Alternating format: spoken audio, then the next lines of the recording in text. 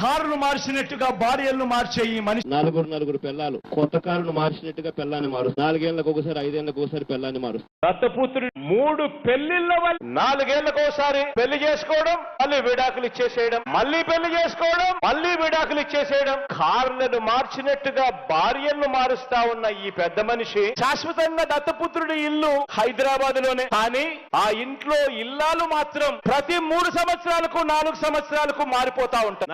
నలుగురిని పెళ్లి చేసుకొని 4 ఏళ్లకు ఒకసారి భార్యను మార్చలే. ఈ ప్యాకేజీ ఇస్తారు, ఈ మ్యారేజ్ ఇస్తారు. జగన్ మహారాణికి చెప్పండి, జగన్ నువ్వు పెళ్ళాం అన్నావు నా వ్యక్తిగత జీవితం గురించి మాట్లాడినప్పుడల్లా నువ్వు నా 4వ పెళ్ళామని మాట్లాడి అందరూ మాట్లాడతారు.